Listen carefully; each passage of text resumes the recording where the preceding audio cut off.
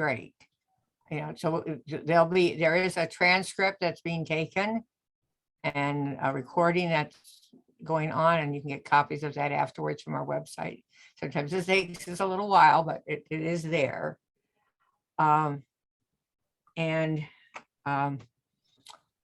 This is the last meeting that we're having this year. We're not going to be meeting in December, so there's a number of things we want to get done and handled. And if we don't get to everything, we'll have I'll kind of explain how we're going to handle that. So with that, welcome to our Westpointe Community Council meeting. And I think I'll start off with Detective Eldon Oliver, our police officer, since he's probably in his car. I am. Oh gosh. And my computer will go on and off, or my camera. So I am just going to leave my camera off for now, if that's all right. Any questions or concerns that the community has about anything that's going on in their location? Questions, concerns, complaints, you name it. Man, I'm liking these no questions. Detective Oliver, give me 1 second. I don't think anyone can unmute right now. If you have questions and you can't unmute, you can always put them in the chat, and then I'm gonna make it so that you can unmute. So if anyone has a question for Detective Oliver. So don't get too excited. If they're all muted, they're not asking questions. I was so close. I haven't seen anything come across. So as it does, I'm just going to go over a few numbers for the District 1 area of the city.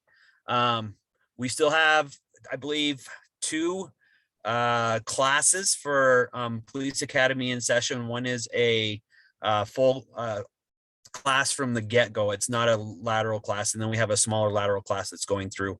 And we also have a class right now that's out in the field in their field training side of it. So I think the field training class has about, I'd say, 8 weeks left of field training before they get out on their own. And then the other class that's in the academy itself, I think, are maybe 4 weeks in.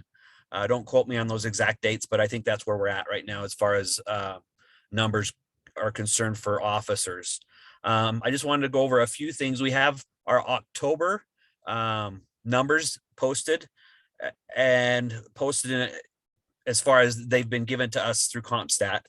We had a total of 8 aggravated assaults in October. We had 5 burglaries that were reported in October, 46 thefts, 25 motor vehicle thefts, and 5 robberies and 3 sexual assaults for October. Those numbers are actually down compared to October of last year, which is always good. Unless it's a really high number from last year. It's actually 183 from last year to 92. So it's almost cut in half, which is fantastic. Now, I do know that in our most recent CompStat, we've had a few computer glitches. So when I get to the most recent CompStat for the last 2 weeks, some of those numbers will change. And as they change, I will let you know about them. We have, let's see, I'm going to scroll down here for a second just to some pretty interesting stats. So in October of 2021, we seized $1,900 worth of cocaine, $15,000 worth of heroin, $1,200 worth of marijuana, and then meth, $5,200 worth of meth in October in District 1. So that's for a total of street value of over $24,000 worth of drugs that were taken off of the street. So that's always encouraging. And I know we're not even getting half of it, but that's the scary thing, but we're getting some of it. Let me go to the other statistics that it just kicked me off. Okay, here we go. So the other statistics that we have for this month, and like I said, these numbers are kind of going to change just a little bit because we've had some computer issues. But through the 31st, which was 10 days ago, we are seeing a lot of green numbers in CompStat, which is always great. Our violent crimes have all decreased. for the last 7 days. So a 5-year total, we are down in forcible rapes. We're down in robberies. We are still higher than we want to be by 18% than for over the previous year in ag assaults, family and non-family. So we're up 13% in total violent crime in District 1 over the last 5 years. With property crimes, we're still up 41%, which is a huge concern because we've kind of been seeing those fluctuate. So over the last 5-year period, we're up 41%, 45% in burglaries. Motor vehicle thefts are up 19%. Year to date, though, we are seeing a little bit of a decrease. We're only up 5% over last year in motor vehicle thefts. Now, that's not going to take into effect as it starts getting colder, the cars that are stolen with keys in them because of warmups. So I'd just like to go over that one more time. Let's try not to warm up vehicles, especially with the keys in it, because that's really hard to find those cars when the keys are still in them. But other than that, those are the statistics that we have for this month. Are there any questions about those?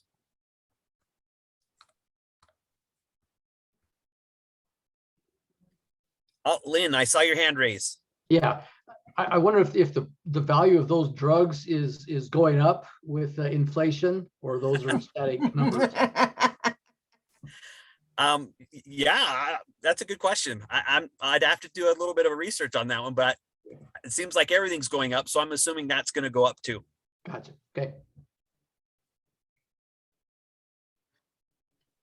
If there aren't any other questions, I'll be on. I'll just be monitoring the chat too. And we'll talk to you again. Thank you so much. Thank you so much. Josh Roboyo with the mayor's office? Yes. There you're over there, okay? You want to give us your report of what's going on? Yeah. From the mayor's perspective, mayor's office perspective. Thank you.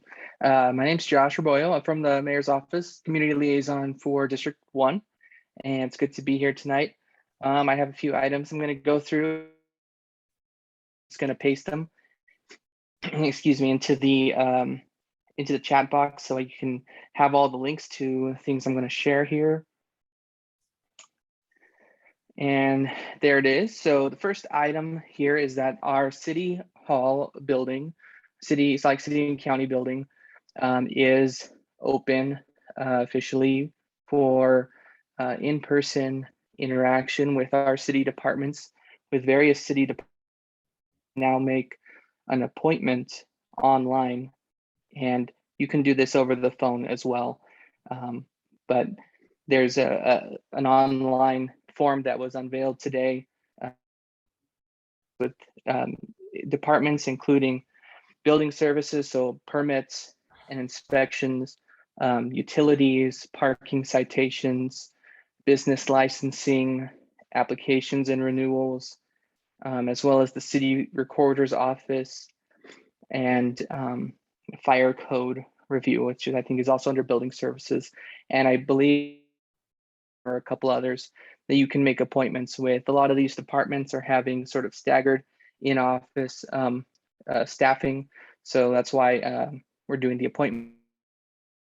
There's someone there.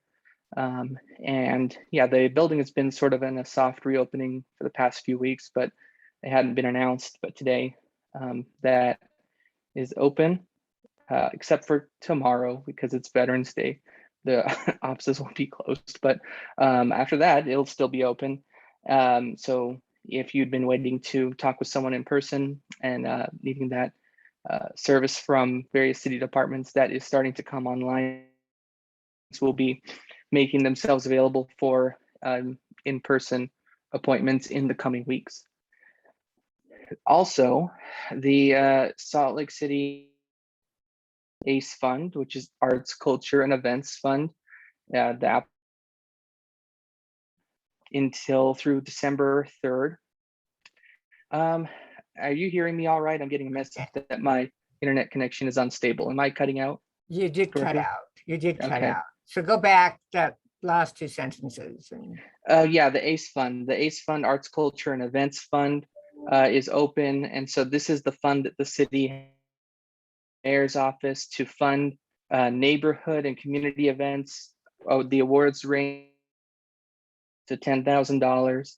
And this has been going since 2012. And many of our community events have been able to happen because of these funds. And so also on November 17th, there will be a workshop for those who are interested in learning more about the application and maybe needing assistance with it. And so at that link on the mayor's office page, you can register for that workshop on November 17th. And yeah, feel free to contact our office with more. Also had Josh, we're unveiled, losing you, Josh. sorry about that. Can you hear me? Yes. Okay. Yeah. Josh, we can hear you. It cuts in and out every so often. I found that sometimes if I have my camera off, the bandwidth works a little better. So I don't know. Just a suggestion. I'll try that. It's too bad. Okay, hopefully, is this better? Am I cutting out still? No. You are not. Okay, well, I'll just stay like that. So the mayor had unveiled her recommendations for the funds for the American Rescue Plan, federal funding, which will be $85 million that the city will be receiving. And did a number of different investments. And one of the highlights of that is establishing park rangers in our public parks, our most important parks, including here on the west side, Jordan Park and Jordan River Parkway. And that is still subject to the city council for approval and reviewing those recommendations.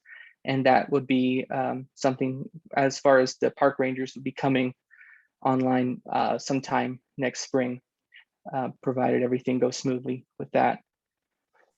Also, moving on from that, our Youth City Government program, which is a program that involves high school students in a model government program for the city, is looking for more applications, more youth to join, especially from the west side. And so at that link at Youth and Family Services, you can learn more about it and link to the application. If you need more information, get in contact with Angela Romero, also state representative. She's the one in charge of that program. And the application is there. So if you know any youth that might be interested, please share that with them. Josh, does the youth need to live in Salt Lake City or go to school? What's the requirements of it for them? Yeah, so we're looking for they're looking for high school students in the zip codes 84116, 84104, 84111. So all the Salt Lake City zip codes. So yeah, they would have to live within the city boundaries and for that. Okay. Yeah. And then lastly, from our sustainability department, they're having an event, recycling event this Saturday for yard signs for anyone that's interested in getting those recycled. The plastic campaign signs and metal stands, if that's something that you don't want to continue to have, into Jordan Park on November 13th between 10 a.m. and 2 p.m. and to be recycled. Otherwise, those cannot be recycled in the normal recycling bins and should just be thrown out in the normal trash if you don't end up taking it there to get recycled in that way. So yeah, so that is the last of what I had to share. And any questions? Just something quick. Victoria, did you want to talk about on your signs, how you wanted them handled? I have volunteers who should be coming around this week. They're slowly but surely making their way. I know Rose Park is finished and Fair Park is on its way, and then Jordan Meadows and Westpointe are coming soon. So if you want to leave them on the curb, we'll come and grab them and we'll handle the recycling. And any special considerations, you're welcome to call or text me. Hey, Victoria, Yes, We could certainly use the metal part of those signs for our night out advertisements. I have some used ones from all my other ones if you would like those as well as a donation. That would certainly be appreciated. That'll save us some money in our signs that we put up for the night out. I'll make arrangements, Mr. Lynn, to get those to you. Hey, thanks.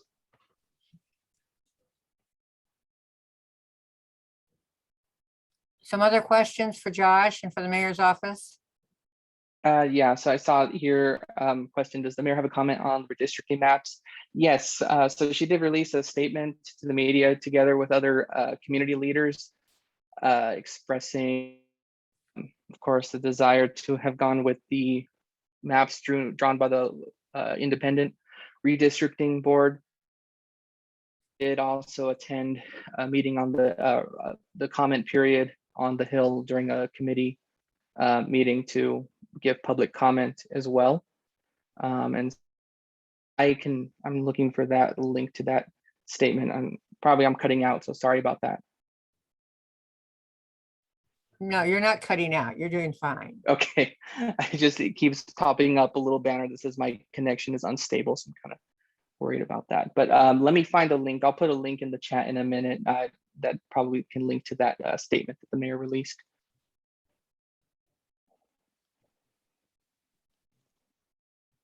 Any other questions? Do you want to explain how they're dividing the city? I am not aware proposing? of the maps, or I don't have that in front of me, so I'm not sure. I attended one of the meetings. My understanding is it's right down Main Street. The city would be proposed to be divided right in half, you know, east of Main Street, west of Main Street.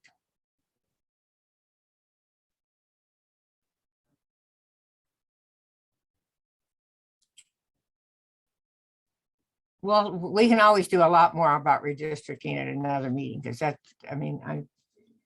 I'm sure there'll be plenty of discussion about this afterwards. Anything else? Anything else unless someone else has something?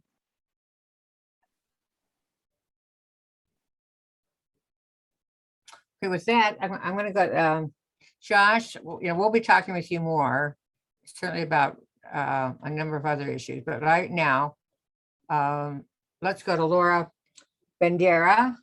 Laura, you want to wave your hand?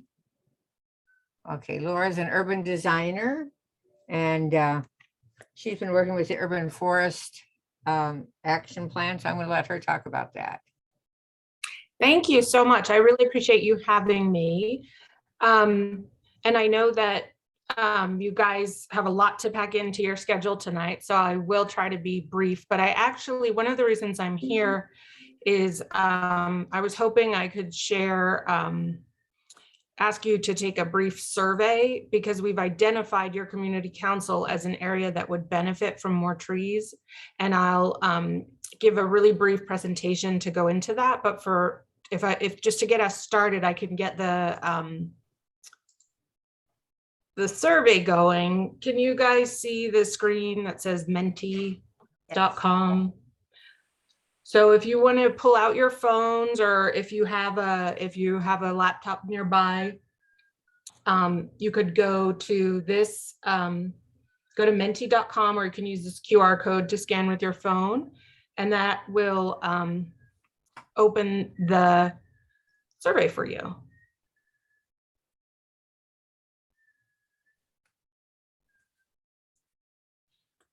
Okay, so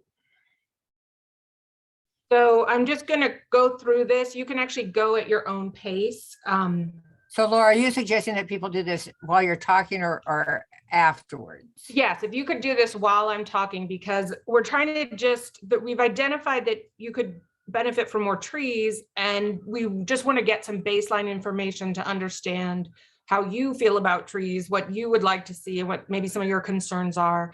This is an action plan that I'm going to talk about, and we're working on figuring out some of those actions right now, and we want to get your input before we get too far down the pike with that. So the first question is just, would you like to see more street trees in your neighborhood? And you should just be able to vote and go at your own pace, but I'm just going to quickly run through these. If you don't, what are some of the reasons? That's something we're trying to figure out so that we know if there's alternative solutions we can provide or help with. And I wondered if folks are aware that if you want a street tree, it's a question of putting in a request to our Urban Forestry Division, as long as you agree to water it. What are the biggest challenges that you've seen to growing new street trees? And again, I'll put my email in the chat, so you can always get back to me later on some of these if you'd like a little more time for that, other category. Are new trees a priority for Westpointe? And, out of 10, are they the top priority? Are they middle? Are they bottom? For street trees? And then what priority would you give new trees in parks? And so that's the survey. So I will stop sharing that for a second. And then, but you should still be able to access it on your phones. And I'm just going to jump into this presentation. So as you heard, okay. As you heard, I am the urban designer. I work in the planning division. And so this is really all about, the way I think of it is, I'm sure you've all heard the saying that, if exercise were a pill, it would be the most prescribed, medicine in the world. Well, that's kind of how the urban forest is, so that I like to think of it as, there's just like if exercise is a pill, then, the urban forest is providing so many things for us that in order for us to really get all those benefits, all the good things the urban forest provides, we need to plan for it. So we're creating this action plan because you told us, the residents of Salt Lake City in 2015, that you valued our urban forest, our green network, and that you wanted to make its maintenance and expansion a priority. So to do that, we really have to collaborate throughout the city to make that happen. And we're focused in this plan on street trees and trees in parks and golf courses. So trees that are on city-owned land.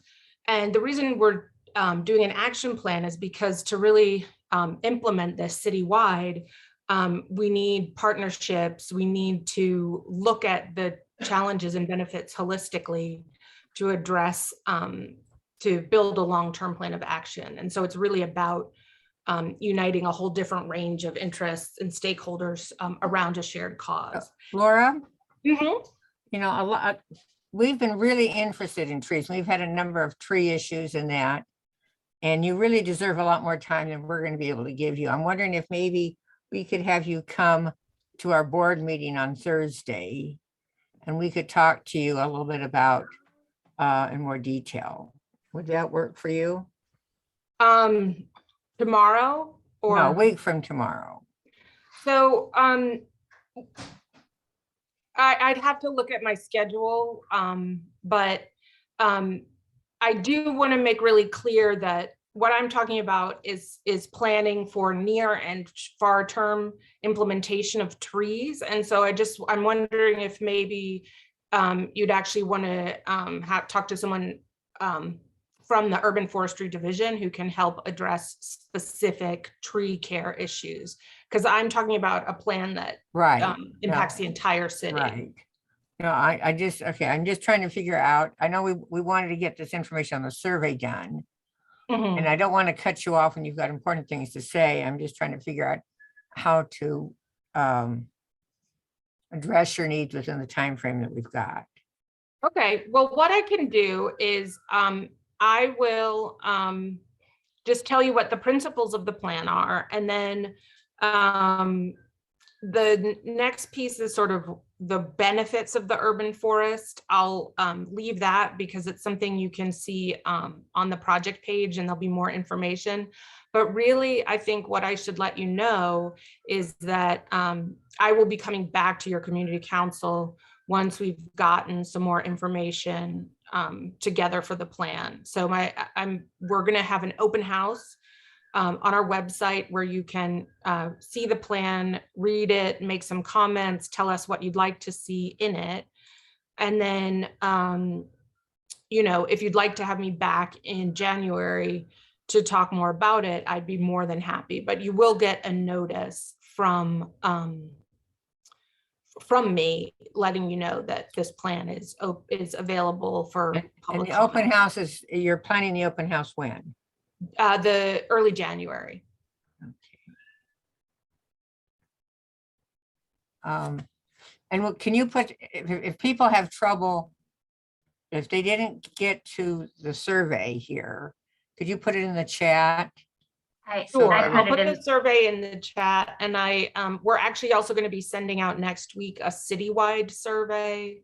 And there'll be a map on there where you can actually identify areas that you'd like to see more trees. And so that would be helpful for us to understand.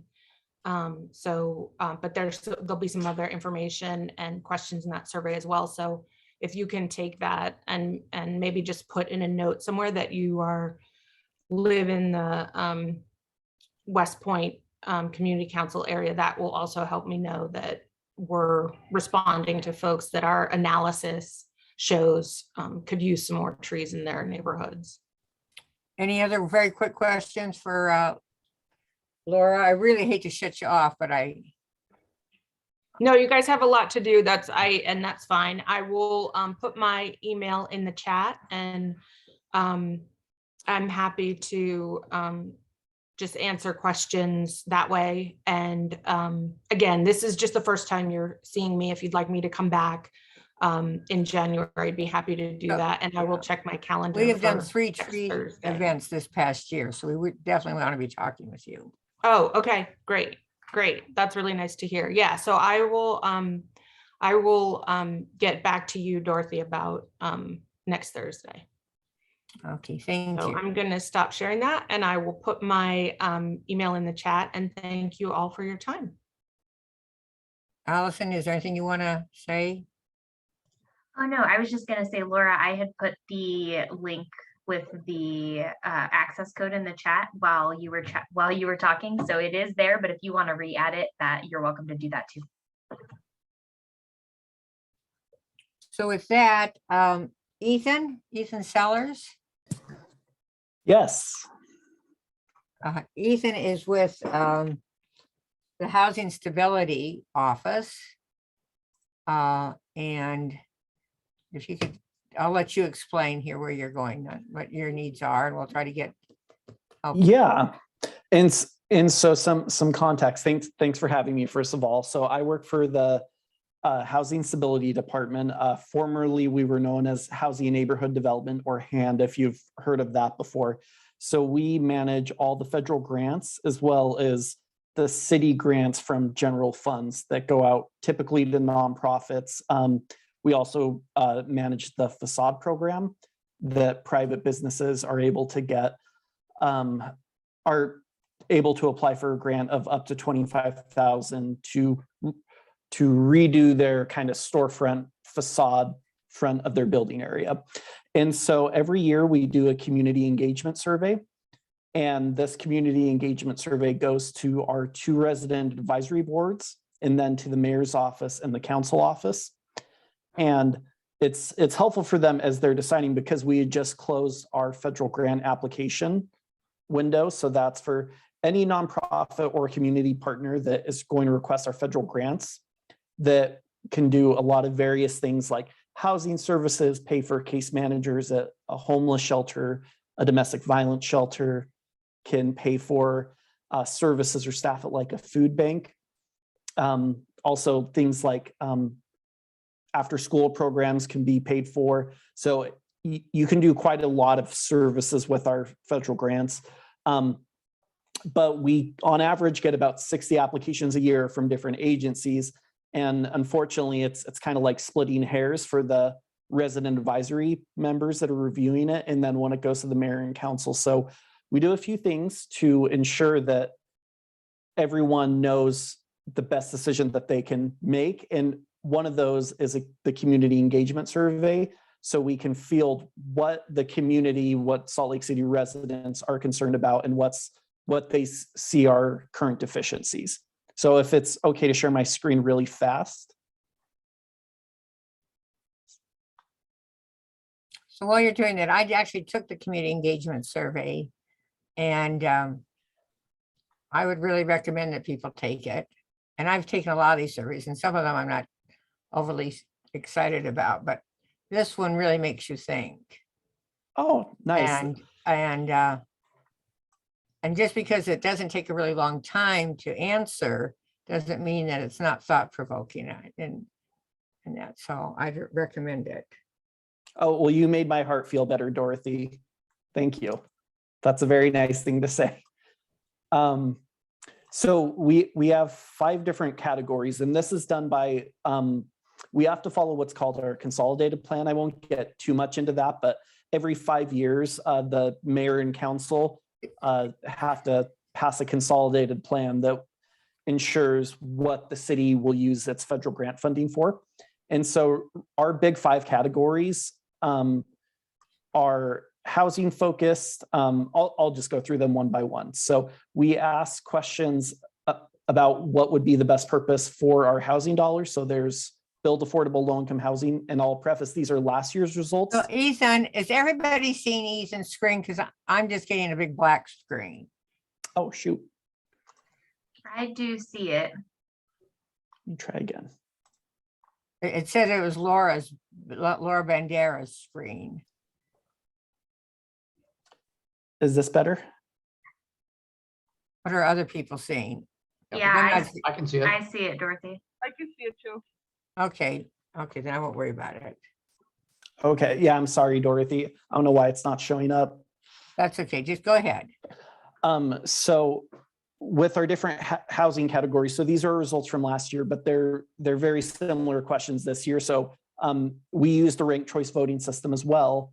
And so we ask questions like, for housing services, which is one of our consolidated plan goals. So build affordable housing for low-income individuals, provide rent assistance for homeless persons, expand housing support for seniors, provide access to home ownership, and support housing repair programs. So all these are very great and noble goals, but we get so many different applications that are wanting to do a very specific program like this.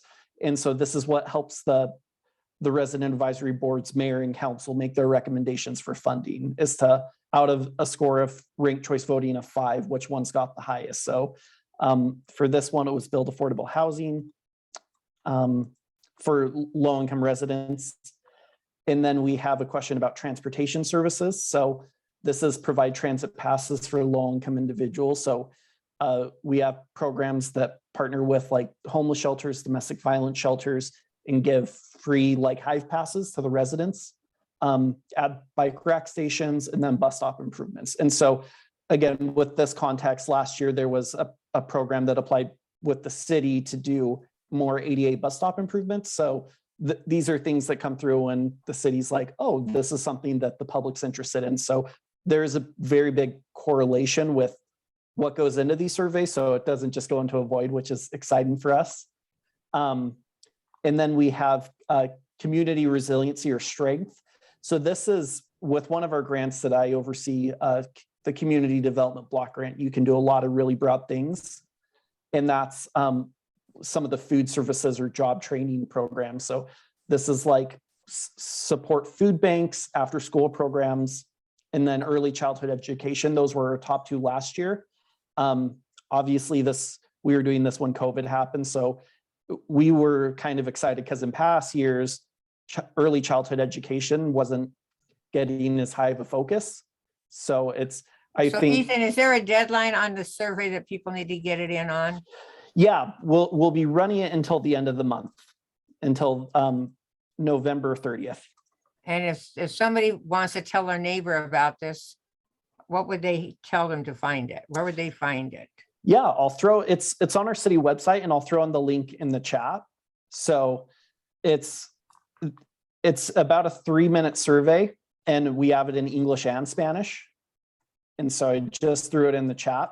And then again, yeah, it's, yeah, I want to be respectful of time so I can stop sharing. And but- I would really recommend it. I was, like I said, I would, it really does take 3 minutes, but you have to, if depending on how long you think about it, the questions itself and that, but it really does challenge, it challenge you. So thank you. I Yeah, appreciate thank that. you. With that, is Christina Gilmore here? I am, thank you. Now, is everybody seeing everybody's face?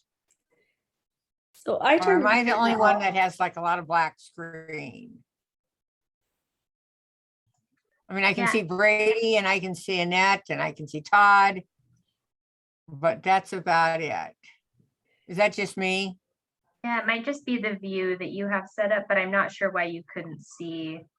I see um, Lynn. Well, yeah, people who Ethan's turn their screen. cameras on or off, you can't see. I'm gonna disappear now. There So, she did disappear. You But turn your camera can off. people see Christina? Well, has I her have camera my off. camera off because I have connection issues too. So, and it works better when it's off. Okay, so let's get to the business of what we're doing here. So we invited Christina here from Planning and Zoning to talk about the proposed amendment change to the property there on South Temple that the Airport Inn is on. I'm going to have Christina talk about that. She's going to be addressing that zone change. We've also invited Brady Frederickson. Brady, you can raise your hand because we can see you. Yep. There's the mountains behind you, but he actually is at the airport. Yep. And Brady's here basically to help with any questions Yep. related to this zoning change regarding the airport. And that and how this change might, you may have questions about how this proposed change might be affecting other possible changes in the area. And so that's why we asked Brady to be here. Perfect. So with that, know that you, as you listen here to Christina, make a note of your questions, and then we'll have people respond to things. Since I can't see you though, I'm going to probably ask for people to remind me or help me see any questions if I miss them. So with that, Christina, Okay. let's hear from you. Yeah, so I don't have a long presentation, I just this map, but so I'm with the Salt Lake City Planning Division and I've been assigned to process this application. So this is a request for a zoning map amendment at approximately 2300 West and just south of North Temple at the Airport Inn. And essentially it would remove a small section of the airport influence zone, zone A boundary. And the ending result would allow for the Airport Inn to operate as an extended stay model to allow for transitional housing. So you can see it on the map here. I will just say that this is a modified map. So the original proposal had a different map, and this is the revised map that was sent out last week. So please note that. And then also, I wanted to note that this was also noticed as a text amendment, but as staff has been looking to it more, it is appearing that it's just going to be a map amendment and no text will need to be modified from the zoning ordinance.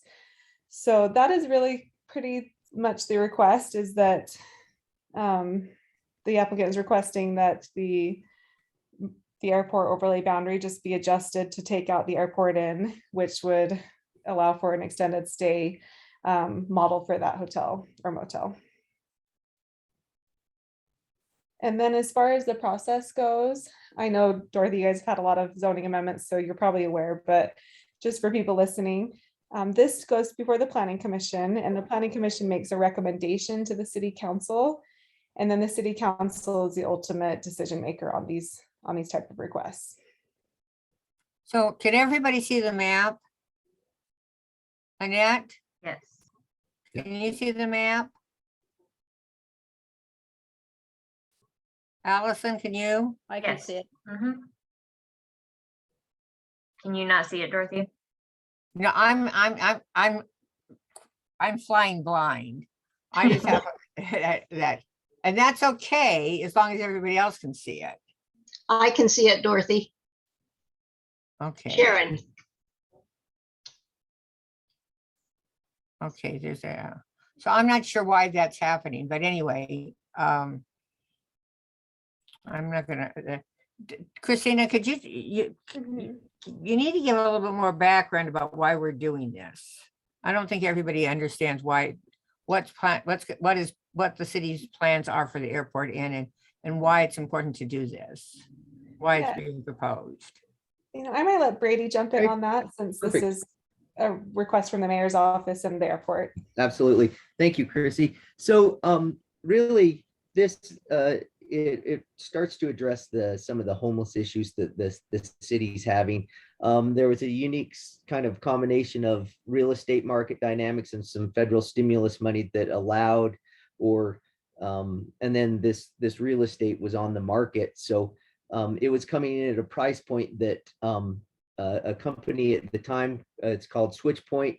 I don't know if Switchpoint's still going to be the operator or not, but what this is going to do is it addresses transitional housing for homeless. So it, as people know, the prices of rent, housing market is pretty unaffordable right now.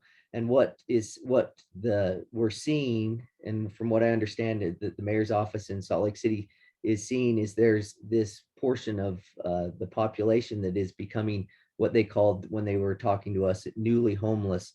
And what that means is there's people who are on fixed incomes whose rent has gone up so much that it's now unaffordable. What the Airport Inn is going to do is it's going to provide a transition space where there'd be some longer term rent or longer term leases, like 6 months to a year, where a person could get back on their feet. They would have a small stipend rent. It would be, I think the price point would be around $400 a month. And then the Airport Inn would allow for a transition from newly homeless, they transition into the Airport Inn, and then finally find longer term or housing somewhere in the market. This was a great opportunity to really help that. I know that I'm a big advocate of helping the homeless population, and the airport was supportive because it's like the reason that the airport overlay zone doesn't work for the Airport Inn is that residential component. So there was this debate whether we said, okay, it's a longer term motel hotel stay, but at what point do you quit operating as a hotel motel and you really are defined as maybe a short-term residential? We were really debating whether this could fit in that hotel motel use, which is allowed in this airport overlay zone, but we never want to see or be perceived as trying to skirt zoning. Zoning is there for a reason. It's there, and it's an important part. It's important to me, as you guys know, that zoning is a very important part, and the airport overlay zone is a very important way to protect the airport. But we recognized that this transitional housing was needed, and it was a needed use for not only from the mayor's office as one of their initiatives, but it's for the community. And we really wanted to do everything we could to help this come to life. We didn't want to stop it in any way. So instead of trying to fit it in this narrow version of hotel motel, we said, hey, look, it's going to be a longer term resident. Let's just change the map so the underlying zoning allows it, and the underlying zoning does allow it. And so this is not a long-term residential use. Absolutely, I want to be clear about that. It's more of a 6 to 1 year stay time frame, and then a person would transition out into longer term housing. Did I cover it all for you, Dorothy? Yeah, I think so. What does everybody else think? So what do you need what you need to understand is that we have till the end of November to respond to, oh, it came back. Good. There you go. We have till the end of November to respond to this. And so we wanted to make sure that people understood it and to provide us with comments on it. And there's been a lot of concerns about developing residential properties around the airport and concerns about precedent. And how maybe this small zoning change could be manipulated by other proposals. So we wanted to hear from people about it, and we'd like your comments before, and then a week from tomorrow, the board will decide how they want to, what remarks they're going to send into the city, if they're going to support it. Perfect. Again, I view this as not a residential development. I view it as a long-term transitional stay facility.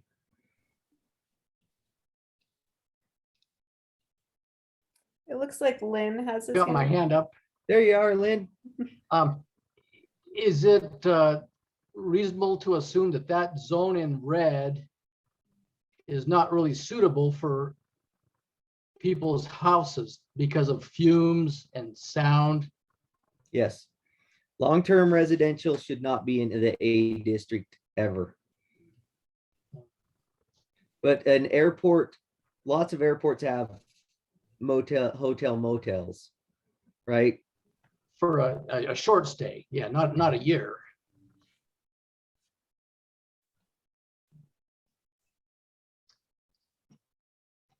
Is there a possibility of having employment opportunities at the airport for the people who are there?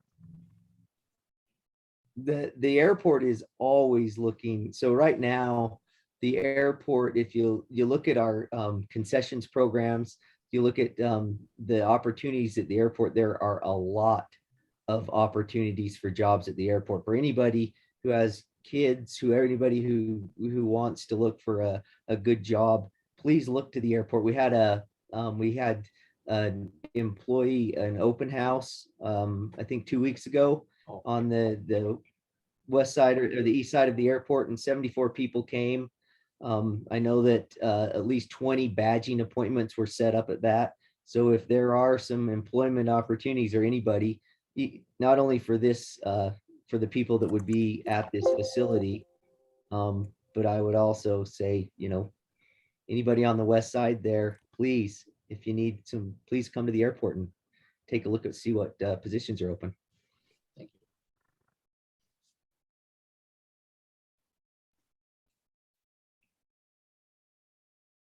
you. Any other questions?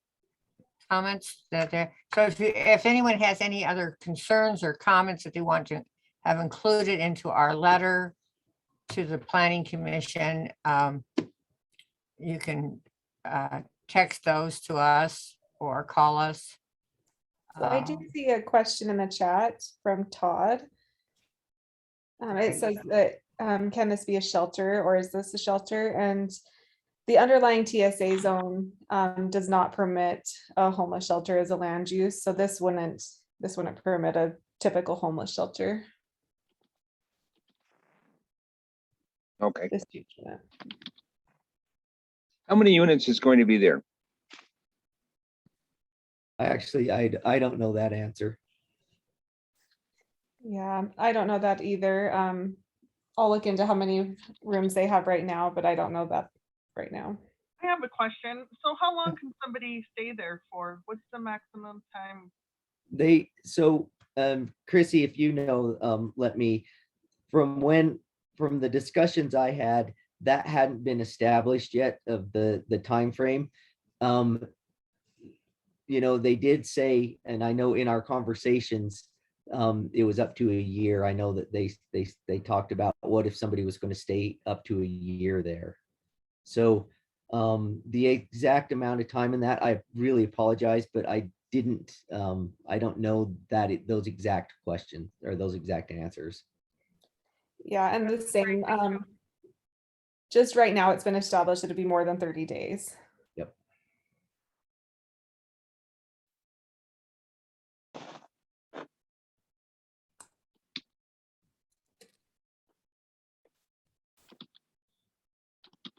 Anything else? I can't see the chat question, so somebody else can.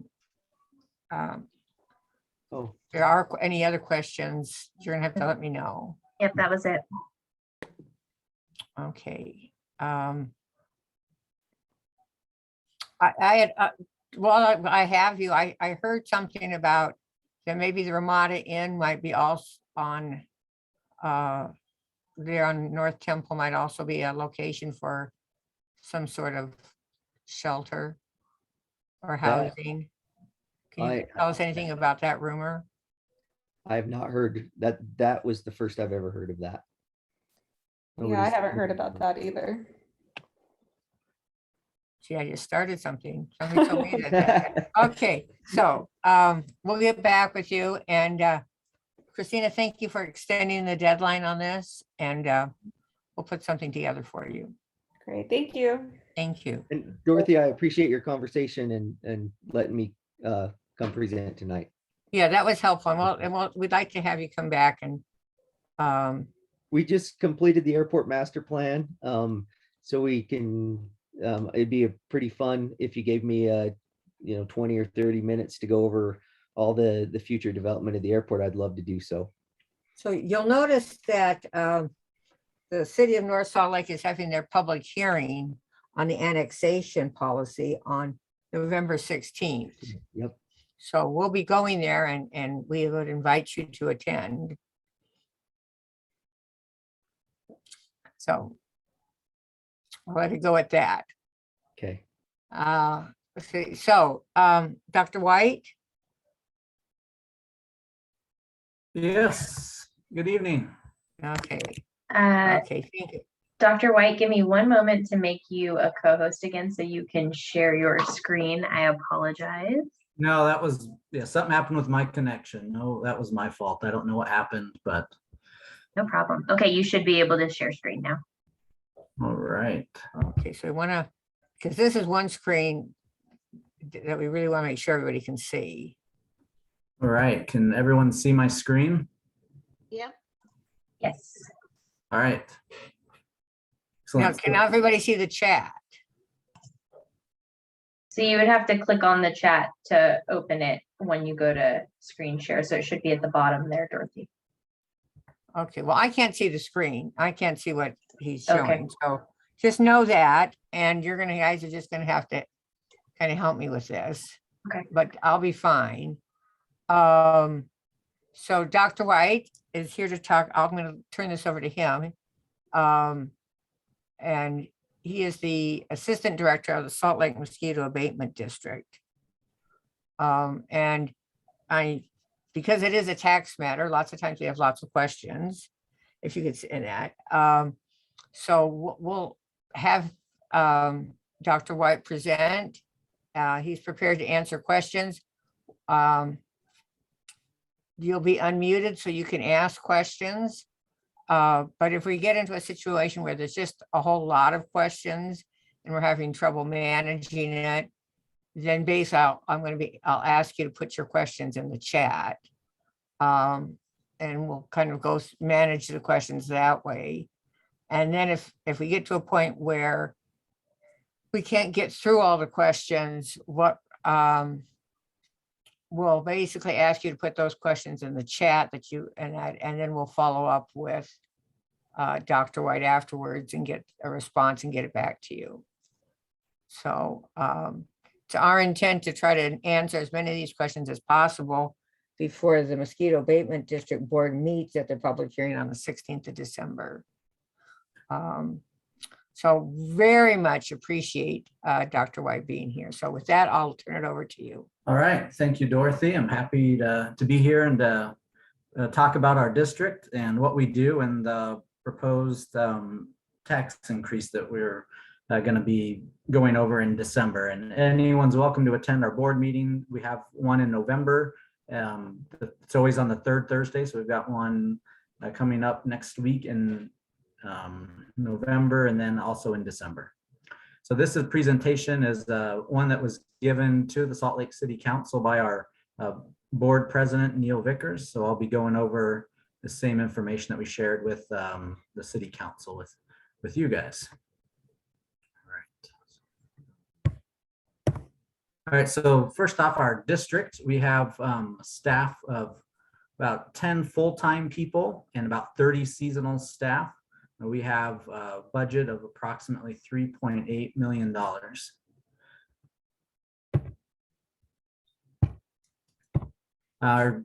So the general area that we cover, we have what we call our service area, and it includes Salt Lake City proper, as well as some of the unincorporated parts of the county, especially in the northwest section of Salt Lake County. You can see there's a great number of wetlands up into the north and west of the airport. And that's where the vast majority of the mosquitoes that come into the city arise from that area and migrate and move their way over into the city. That's by far the biggest production of mosquitoes within our area. So we do a lot of mosquito control out in there. We also cover all the urban area of the city as well. So we have a very comprehensive urban and rural mosquito control program. And the mosquito control that we do, it's called integrated mosquito management. And what this is, it's a comprehensive strategy where we look at trying to prevent and control the mosquitoes before they get to levels that are too out of hand. And we base this on our surveillance, and we don't just go out and control without knowing where the mosquitoes are the biggest risk, where their numbers are the highest, what types of pathogens they may be carrying. And we do everything making sure that we're in full compliance with all regulations, all laws. And we try to have as minimal impact on the environment as we can and still control the mosquitoes. So a big part of how we control the mosquitoes and conduct our work is we have a surveillance system set up where we have numerous mosquito traps set throughout our district. And in this map that I'm showing you, all those blue circles represent a type of trap called a carbon dioxide trap. And we have 37 of those that are set throughout the district that are checked twice a week. And then we also have another type of trap called a gravid trap, which are the red circles. And those ones we check once a week.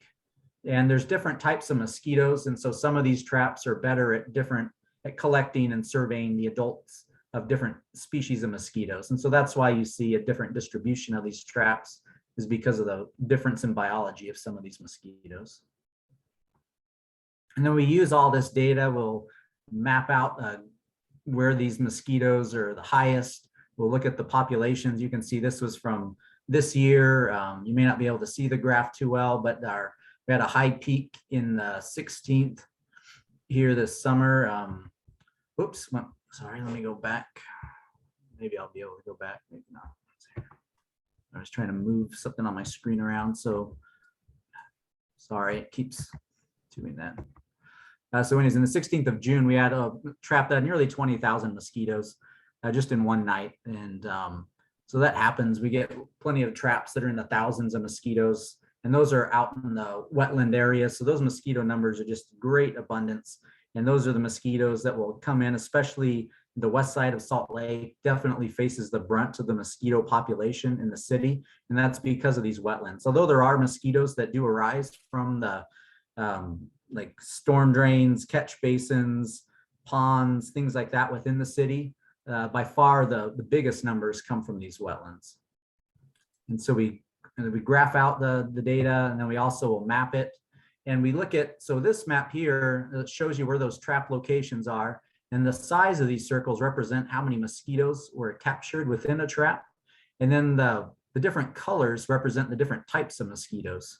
Like I said, some of these mosquitoes are better at transmitting different viruses. Some of them are just more of a nuisance, and some really aren't that important to human health.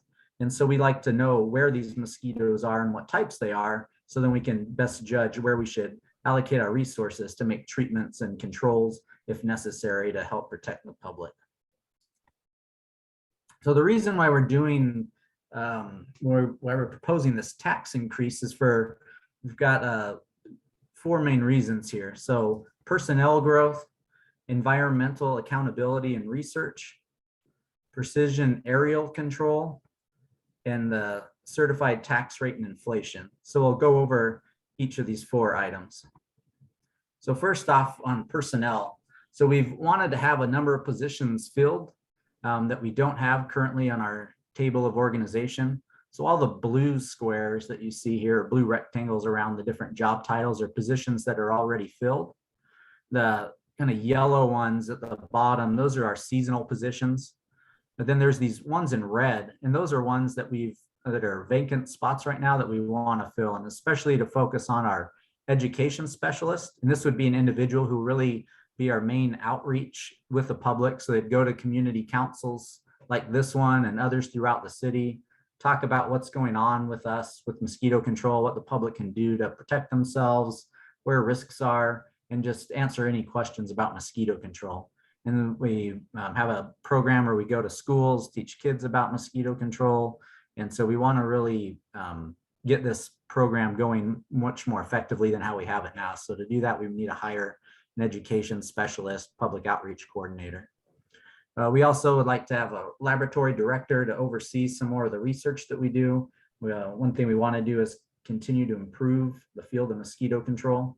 In addition, we want to have some more full-time vector control technicians that have knowledge on how to really do the mosquito control and share that year to year rather than just relying solely on the seasonal mosquito control technicians. And then the second part is environmental accountability and research. So as part of our job is we do control the mosquitoes using insecticides. And we've had a number of questions arise lately about the insecticides and their safety. And we, again, very confident in everything that we do. We follow all the recommendations from the EPA that says these are totally safe, but a lot of the studies are done in other places across the country. And so we wanted to demonstrate the safety of these applications and our methods right here in the Salt Lake City area. And to do that, we want to partner up with some of the best researchers that we can find. We're working right now currently with Dr. Daniel Mendoza out of the University of Utah. He's an atmospheric scientist. He's done a lot with looking at pollution within Salt Lake Valley here. And he's looking at, we're working with him on modeling some of our mosquito control applications and what happens with the drift of these, and if there is any, where might it go, what size would these droplets be, and answer a number of questions right now. And like his initial proposal was $80,000 to do. We were able to get that down significantly, but just doing the types of high quality research can be expensive. We're also now going to work with Dr. Jay Gann out of the University of California, Riverside. He's an environmental chemist, and he works on things like pesticide deposition in the environment. And so once we're done with the work with Dr. Mendoza, we want to then go on and validate some of the models that he's looked at. And we want to just, again, test and validate some more of things that the EPA has done in detail across many places in the country, but we want to do some more of this right here in the Salt Lake area. And we have other things looking at non-target insects like midges that are found at the Audubon Gilmore Sanctuary, as well as other places through the district. And these are just some examples of different types of research that we're getting very involved in right now. District has done a lot of research in the past and will continue to do so. We've done things where we've evaluated tiki torches, how well they work. We've looked at non-target insects. These are all types of insects that are out in the areas where we do mosquito control. We've been contacted by groups that are these charitable organizations, and we've offered different ideas and consulting about how to do mosquito control in Africa, where they're trying to reduce some of the mosquitoes that are causing malaria and other diseases. Some of these groups, they're based right here in Salt Lake City and do a lot of support in these other countries. And so they've reached out to us and just asking us our advice and opinions on how to integrate the style of mosquito control we do, which is so successful here in the US, and what we would suggest doing to have some of the same levels of success, hopefully, in some of these malaria-stricken areas of Africa. We partner up with different research institutions like the University of Utah. We've worked with their mechanical engineering department for a while now, developing different types of equipment to aid us in mosquito control. We've been making parts of our own equipment with 3D printers now. In the district, a lot of money. We were paying upwards of $600 for certain traps that now we can make ourselves for $20. We've researched things like some of these devices that get available to be sold to the public that claim to eliminate mosquitoes, but when we test them out, we don't see the same efficacy levels, and even has caused them to not be sold in the state of Utah based on some of the studies that we and others have done, just because they are not effective at all and just end up wasting consumers' money. We're looking at different ways of controlling mosquitoes, ways of counting mosquitoes automatically. There's different automatic traps which will count mosquitoes live and send that signal to us digitally. And we hope to be able to use that to create some type of warning system where people can see what the current mosquito levels are like. And we want to study more on where mosquitoes are going, how they travel in our area.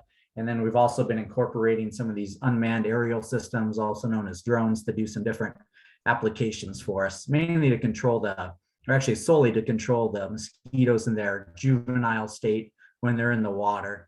The benefit of these systems is really that they don't have the same impact on the vegetation that using our ATVs and walking through these places can have. And something that's becoming more and more of an issue through the country is these invasive mosquitoes. So one of the most common ones and most invasive is a species of mosquito called Aedes aegypti, also known as the yellow fever mosquito. It's not native to the US, but has been brought over and has been here since at least the 1600s, likely through the slave trade going into the South. It's established in the southern US, especially the southeastern parts of the US, but never really was in the West. And this mosquito has been making its way across the country, and just in recent years has got pretty well established in California, but it's not been in Utah. But there has been a few recent findings of this mosquito in the state. In Moab, there was one in 2019, and we assisted the mosquito control district down there in Moab to control this mosquito, eradicate it. It did pop back up again this year. St. George has seen this mosquito. And the problem with it is once it gets established firmly in an area, it's very difficult to control. It really likes to lay its eggs in these very small containers that are extremely hard to find and treat. And it also is a big nuisance. It'll bite people during the day. It'll go into homes and bite, as well as it's capable of transmitting many diseases that we currently don't have to worry about here in our region, and we'd like to not worry about them in the foreseeable future. So we've got consistent work where whenever we find this mosquito, to try to get rid of it from our area as quickly as we can. And then the types of research that we do, we publish. And so we publish these in peer-reviewed journals, scientific journals, so that way they're available for the rest of the scientific community to read and understand, and hopefully learn more about mosquito control and mosquito biology. And each of these publications that we do are expensive. They cost thousands of dollars to publish. And we feel like it's really worth it to boost the mosquito control efforts. And the third thing I'd like to talk about is precision aerial control. So currently, our mosquito abatement district partially owns a hangar along with another district up at the Ogden Airport. And we have a contractor who houses airplanes out of there and does aerial services for us when there's very large treatments to do. And so when we do the larval mosquito control, it's targeting the mosquitoes that are found in the water, in the large wetland areas. We use the airplane right now. We'd like to transition over to a helicopter, which is not something that these contractors provide. The helicopter would allow us to be more precise in our treatments. It'll allow us to perform inspections as well. We'll be able to use less of the pesticides since we can target it right to the areas we want, which the airplane has to do a broader application. And so we feel like overall that the helicopter would give us many advantages in being environmentally sensitive in conducting mosquito control. And we have space where we'd like to build the hangar for that helicopter on our property, and then have the helicopter and be able to operate out of our facility. And then the fourth reason is just going over the certified tax rate. So up here, I have the tax rates from 2017 up through 2021. And you can see in the top line with the tax rate in 2017 was 0.00016. And then as you watch that rate, it'll actually decline as it goes from across the years to where we are now in 2021.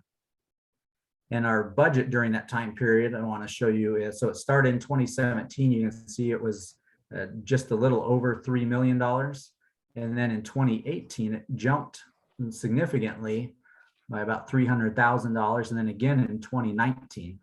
So what happened during those 2 years is we had an annexation in 2018 with part of Magna Mosquito Abatement District.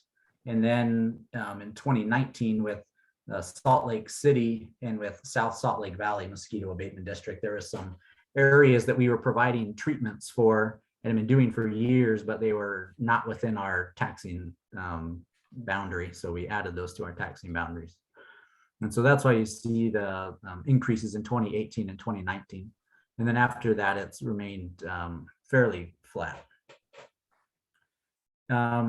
So the percent increase from previous years, you can see it in 2017, it was 2.15% from the previous year. And then again, 2018, it went up significantly. 2019 did not go up by very much. And those were 2 years with annexations. And then you can see in 2020 and in 2021, they were both less than 2%. Whereas then we'll go down to the CPI, or Consumer Price Index, and those rates have been much higher than our rates of increase. So you can see that those have varied, but they've are much higher than our rates of increase. And then 2021 is looking extremely high right now with inflation. And looking at the amount of how much the services are per $100,000 home value on an annual basis. So for $100,000 of home value in 2017, residents paid $7.20 for $100,000 of their property. And that's kind of fluctuated a little bit. And the last few years, it's been just a little over $5. So 2021 being $5.15 per $100,000. And so what our proposal is about a 75% tax increase, which will change the current rate is 0.000115, and that will go to 0.000201. So the average house price in Salt Lake City as of in May, we got from the county assessor was $437,200. And so at the current rate, that is $27.65 a year, or $2.30 a month. And then going the proposed rate, the new rate would be $48.33 a year, or $4.03 a month. So the price increase would be $20.68 increase per year, and that's on a house value of $437,000. Now businesses, it's a little different. So we put up the amount for a $1 million business, and they don't have the same discounted rate that homeowners do. So on a $1 million business, it would be $115 at the current rate and go up to $201, or about $86 increase on a year. Dr. White, I think we ought to go to some questions here. Okay, that's my last slide, so perfect. And that, so again, I can't see anybody. So Allison, you want to call on people? Yes, I don't see any questions in the chat. I'm gonna stop sharing. Yeah, that's fine. And I'm not seeing any hands raised, but if I'm missing it, let Okay, me now I'm know. seeing the people on that.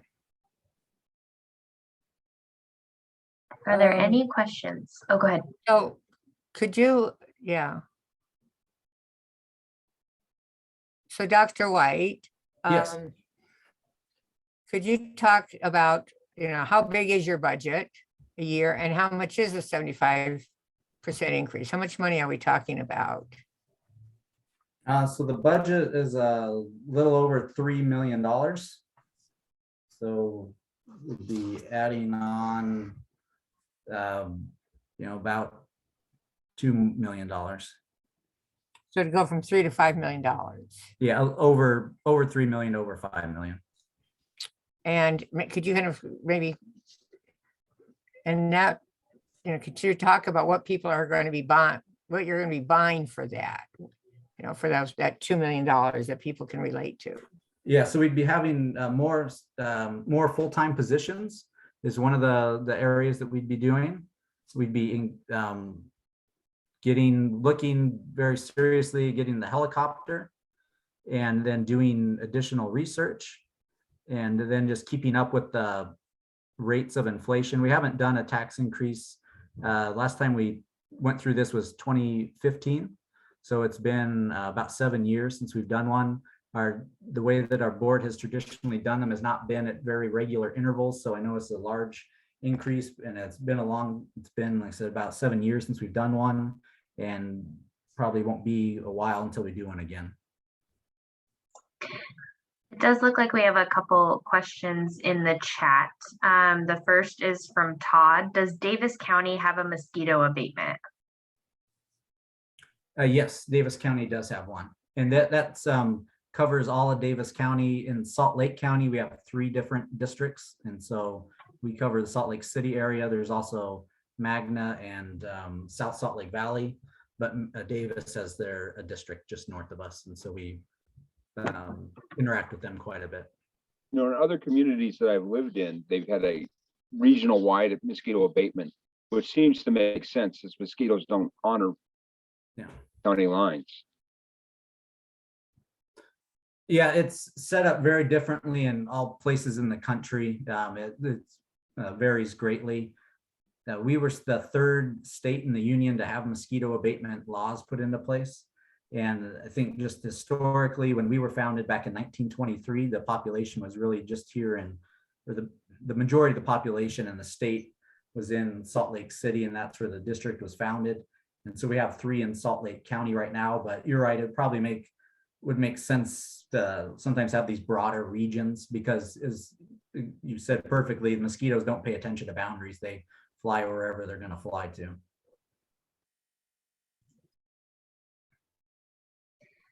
It does look like we have another question in the chat from Rhonda. I still don't understand the justification of a 75% increase. That is a huge jump. Increases should be incremental. Funding for future projects should be too. Can you speak a little bit more to that? I know you had just mentioned there hasn't been one since 2015. Yeah, so that's really the biggest reason why this is such a large jump is just because of the time period, and then just trying to have some more full-time personnel at the district is the main reason why we're doing that. We have talked to the board, and we have gotten this feedback from others as well, and so that's our advice going forward, is to have smaller increments in the future that are done at more regular intervals. I do think that's a good suggestion. We were concerned about the price early on. Had heard it would be about $20,000 to just do the tax increase itself. And so I think the board was hesitant on doing them regularly, but I think it is probably, I agree with you, I think, in a lot, that it is better to do smaller increases at more regular intervals. And that's will be our recommendation to the board in the future.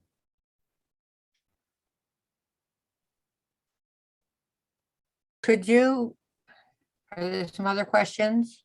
There's no more in the chat, so go ahead, Ricky.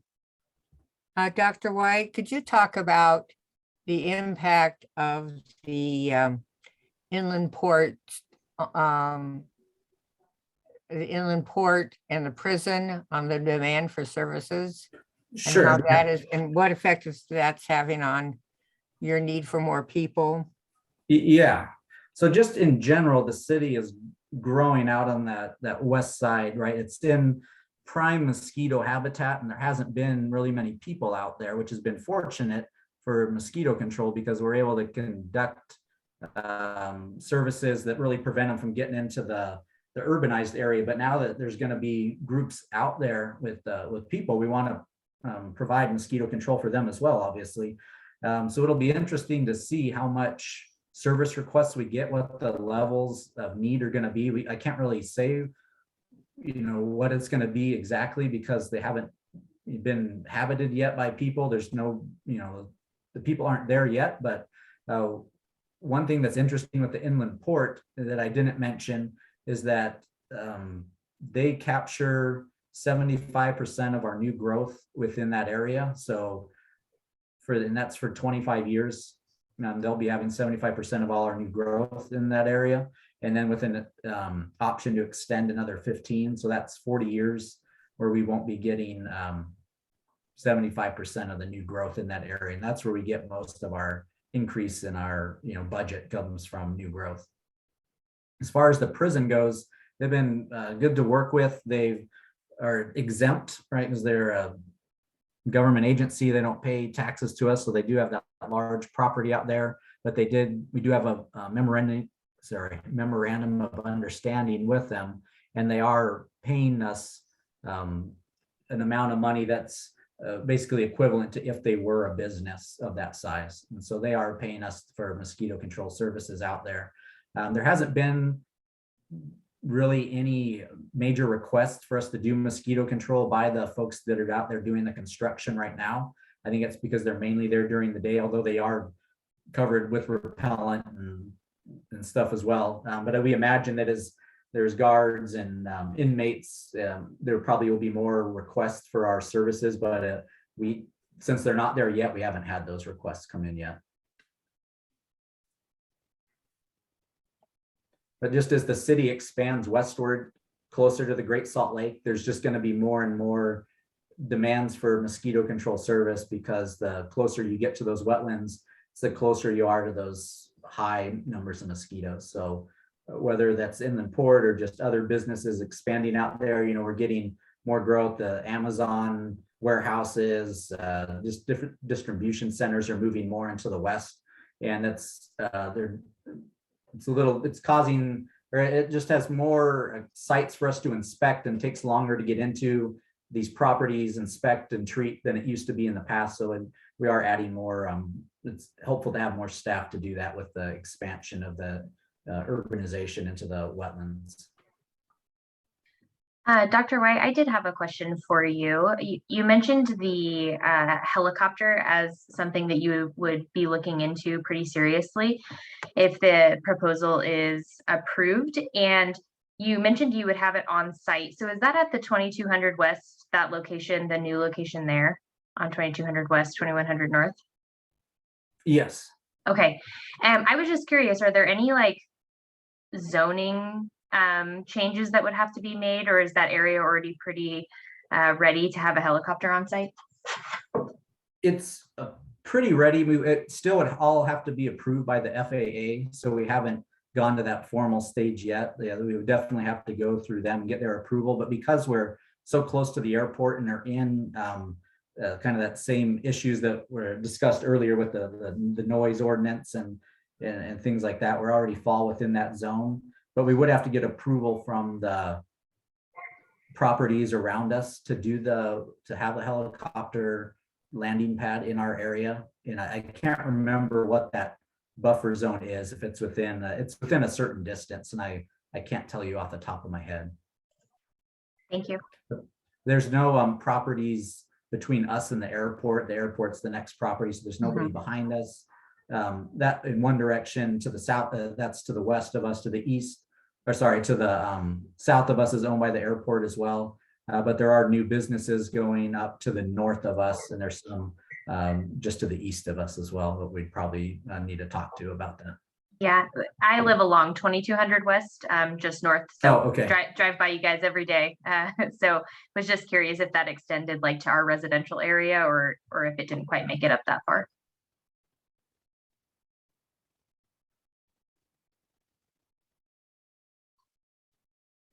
So Dr. White, it appears to me, that one of the reasons that you're looking at such a large increase in the property tax is that you're really facing two things. One is this increased demand for services on the west side of all these warehouses and other economic development businesses that are developing.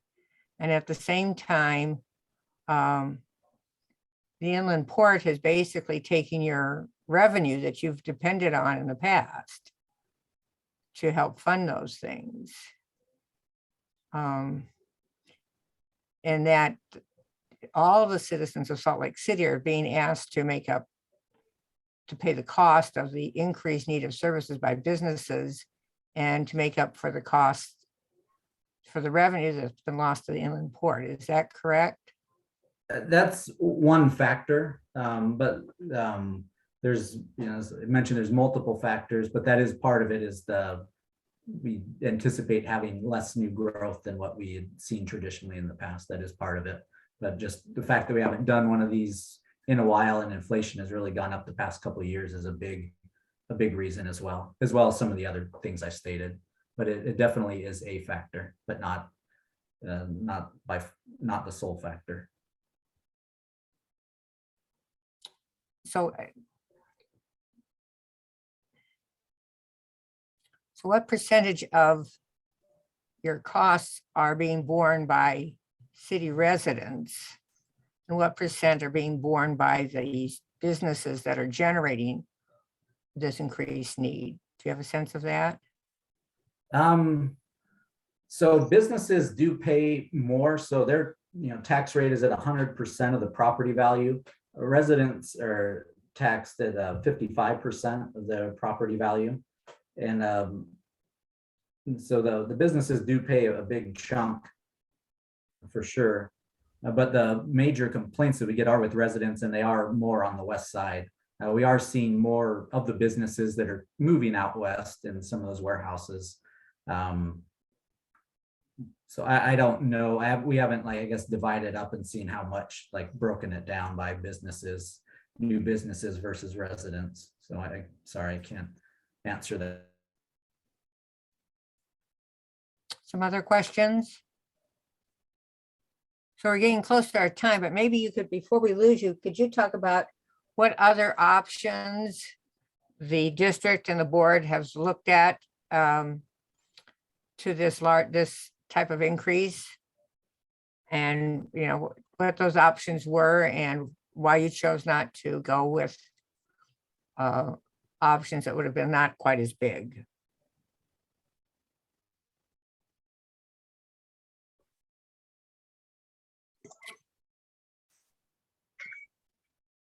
Did I lose Dr. White?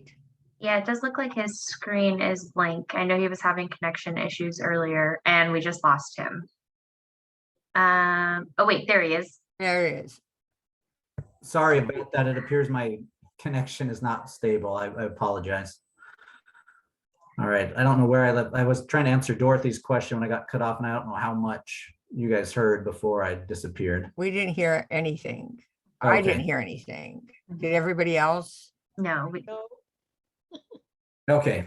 So to go back and answer your question, Dorothy, the businesses pay us, they're taxed at 100%. I think we heard that, didn't we? Okay. Oh yeah, I think she the question was was- asking another.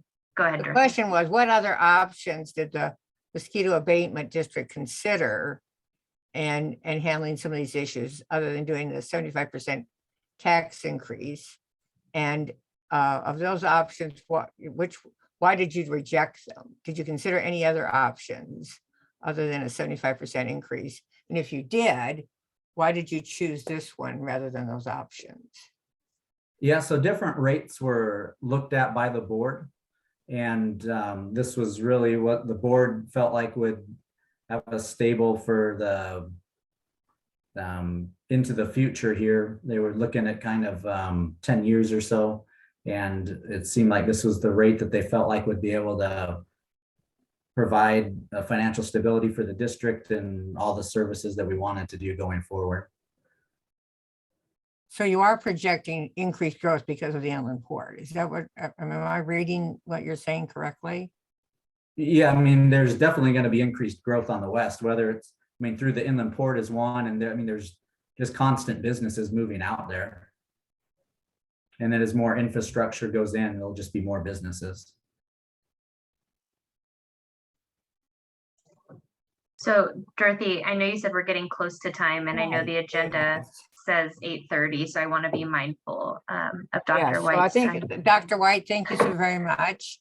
And, you know, the board will meet on, if people have concerns or questions or something that they want us to include in our comments at the public hearing, which is on December 17th.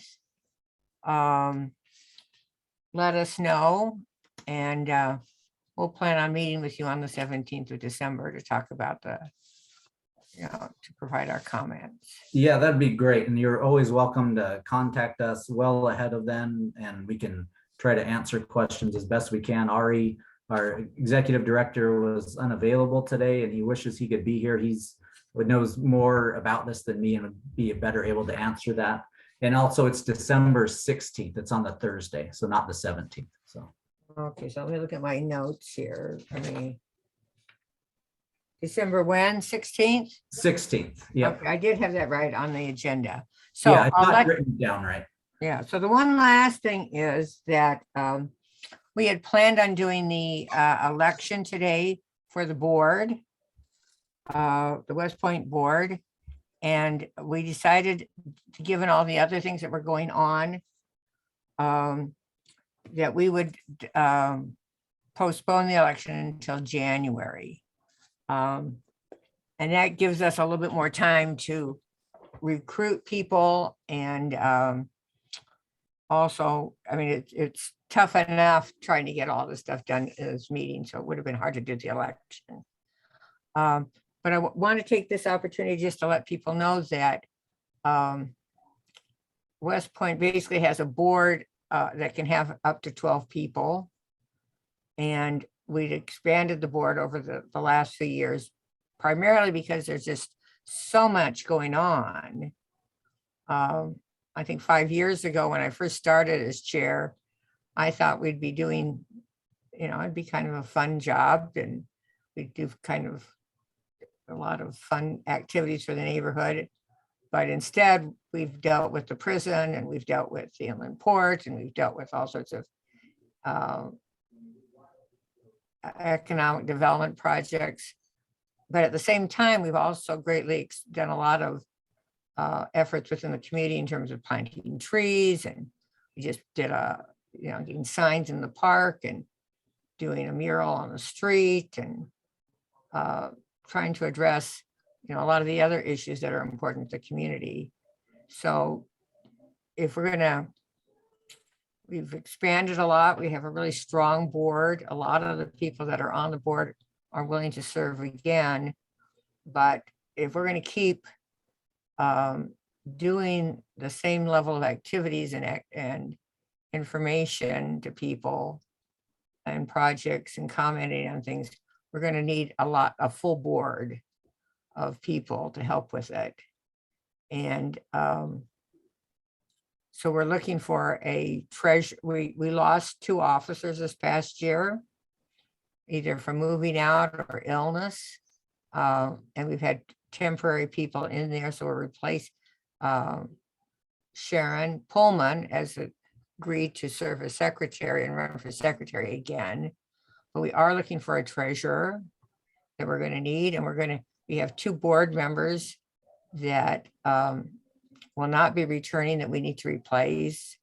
And we have 2 more spots that were vacant that we really could use having additional people to help and address a number of these issues. And so, you know, with that, we're going to be having some information on our website. We really want people to start thinking about the willingness to serve on the board in a variety of capacities. and to think about other people in the community. I think we need more diversity in terms of age, and I think we also need a lot more to make sure that all the different communities in the area are represented.